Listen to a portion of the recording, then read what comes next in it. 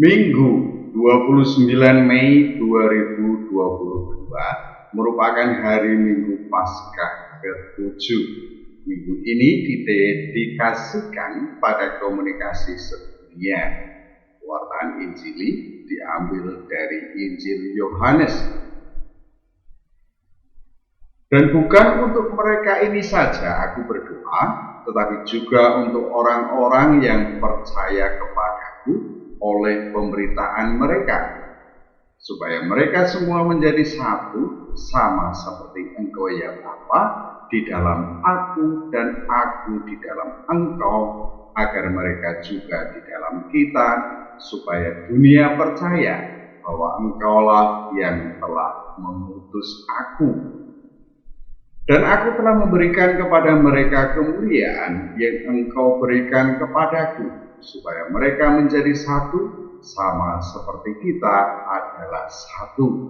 Aku di dalam mereka dan Engkau di dalam aku, supaya mereka sempurna menjadi satu, agar dunia tahu bahwa Engkau yang telah mengutus aku dan bahwa Engkau mengasihi mereka sama seperti Engkau mengasihi aku.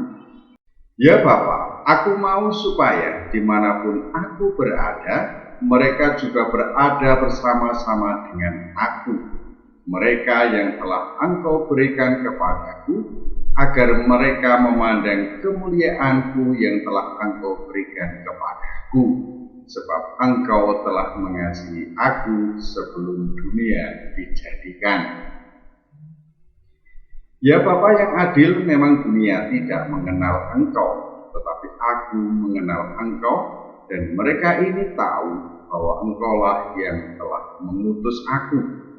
Dan aku telah memberitahukan namamu kepada mereka, dan mereka akan memberitahukannya, supaya kasih yang Engkau berikan kepadaku ada di dalam mereka, dan aku di dalam mereka.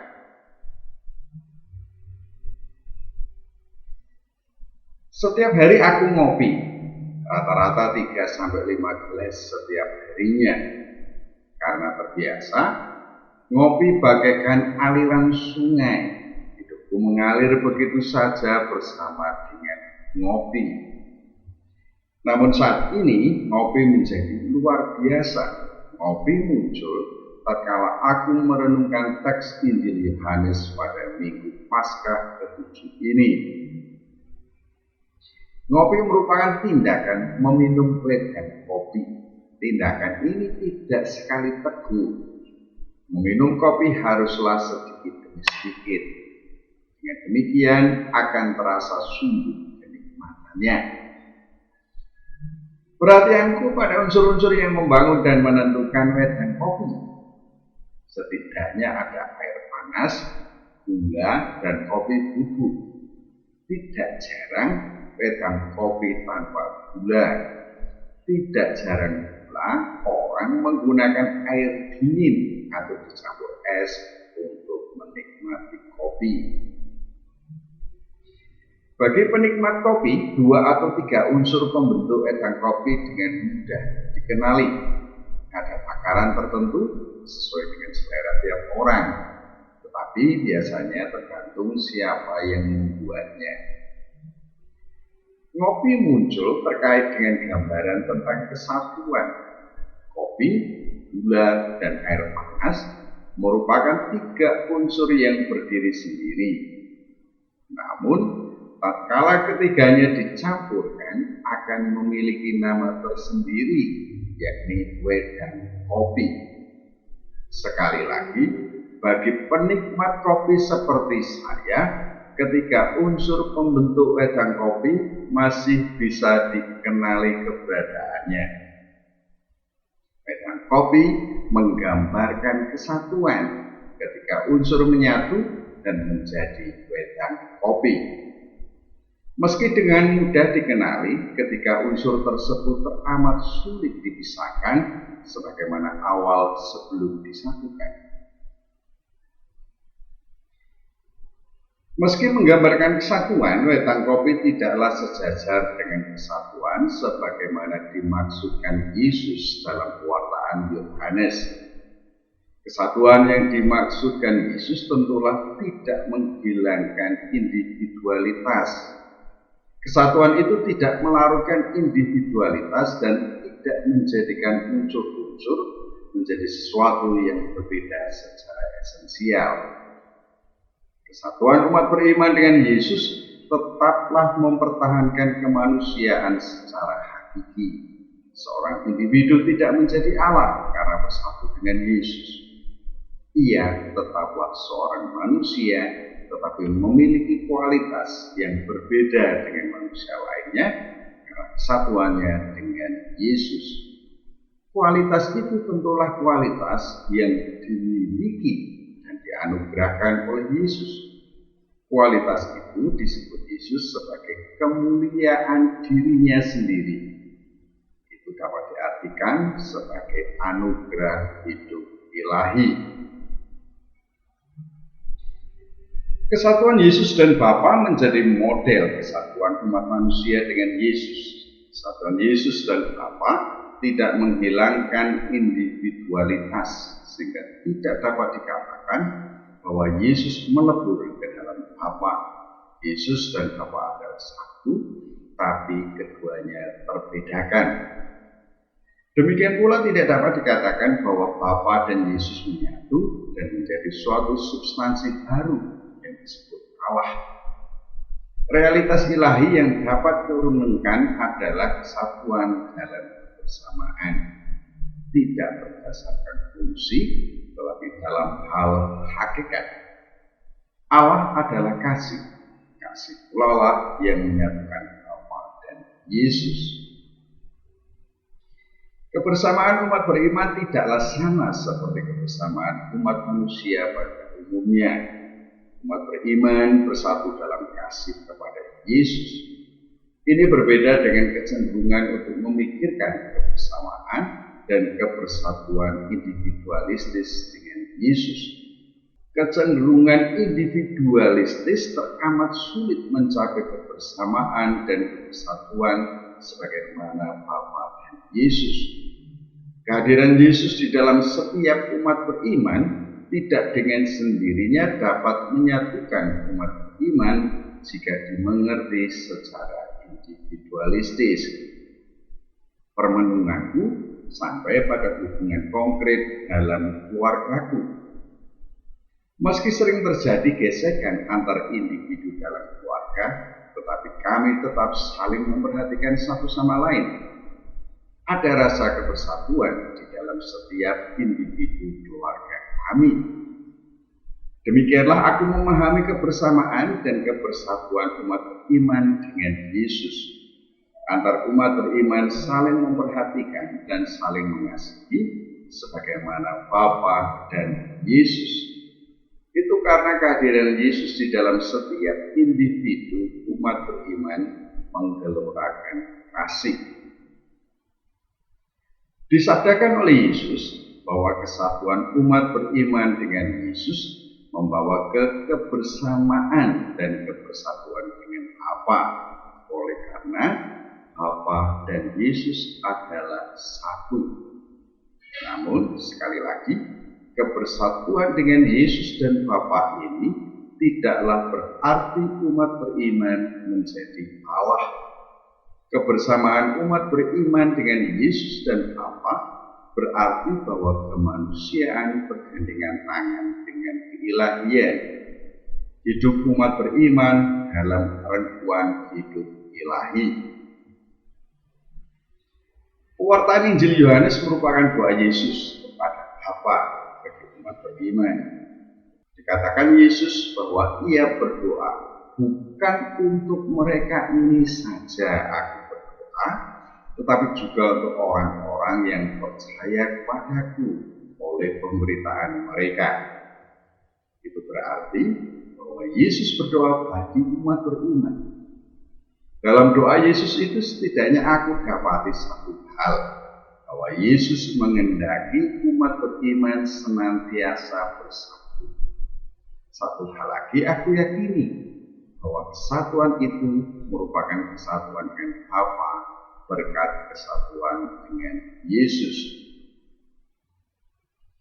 Aku mendapati bahwa doa Yesus itu merupakan komunikasi umat beriman dengan Bapa. Yesus tidak sekadar menghadirkan keilahian, ia sekaligus menghadirkan kemanusiaan di hadapan Bapa. Kehendak Yesus dalam doa memancarkan kehendak umat beriman secara mendalam untuk bersatu dengan Bapa. Kehendak itu muncul karena kasih Bapa yang dianugerahkan kepada umat beriman. Kasih itu sendiri dari dalam dirinya menghendaki, bahkan menuntut kebersatuan dengan Bapa. Bagaikan dua orang kekasih, perjumpaan kemanusiaan dan keilahian sebagaimana terpancar dari doa Yesus mempertemukan dan menyatukan kehendak yang sama. Sebagaimana Bapa menghendaki persatuan dengan umat beriman, demikian pula lah umat beriman. Hari Paskah ke-7 merupakan momen untuk memperhatikan komunikasi sedunia. Di tengah kesibukan harian, umat beriman seharusnya tidak hanya memperhatikan bagaimana komunikasi dengan orang-orang di sekitarnya. Umat beriman seharusnya memiliki panorama pandang seluas dunia, bahkan dimungkinkan seluas semesta ciptaan. Fenomena metaverse tentunya menunjukkan panorama pandang umat manusia sedunia. Oleh karena itu, penting pula umat beriman merenungkan bagaimana komunikasi global. Pertama-tama aku berpikir bahwa kehadiranku ada bersama seluruh umat manusia. Komunikasi yang terjadi sepersonal apapun ada dalam keutuhan komunikasi umat manusia. Itu berarti bahwa tatanan komunikasi global ada di dalam komunikasi diriku dengan orang lain. Aku tidak memikirkan sebatas cara atau sarana komunikasi. Aku memikirkan bagaimana komunikasi pribadiku itu sungguh terjadi juga pada orang lain di seluruh dunia. Itu berarti aku memikirkan pola komunikasi yang sama yang terjadi di seluruh dunia. Terkait dengan permenungan tentang doa Yesus sebagaimana diwartakan Yohanes, pola komunikasi itu mengarah pada kesatuan. Orang berkomunikasi tidak sekadar saling berbagi informasi atau ide. Komunikasi itu sendiri menghadirkan dua pihak seutuhnya. Kehadirannya dalam komunikasi merupakan perjumpaan baik personal ataupun komunal. Bagaimanapun, kehadiran personal sekaligus kehadiran sosial dirinya. Belajar dari perjalanan hubungan dengan sesama, baik dalam lingkaran keluarga kandung maupun dengan masyarakat luas, aku menemukan bahwa intensitas komunikasi menentukan kedekatanku dengan orang lain. Jarak fisik maupun usia ikut menentukan bagaimana kedekatan itu terjadi dalam komunikasi. Ambillah contoh dengan seorang kakak. Dengan dia aku merasa hubungan paling renggang, tidak terlalu dekat. Aku sadar bahwa hubunganku dengannya tidak sedekat dengan kedua orang tuaku. Ini tentu terkait dengan berapa sering aku berkomunikasi dengannya.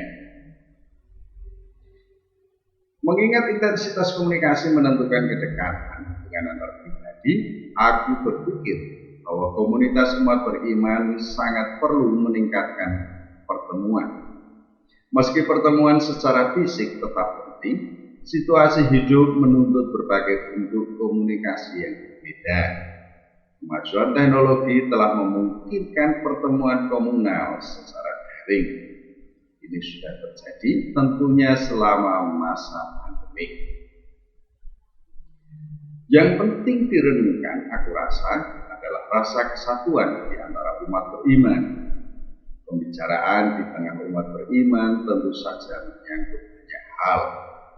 Namun aku pikir jauh lebih penting bila pembicaraan terkait dengan bagaimana imanku berbicara dalam situasi konkret hidup harianku.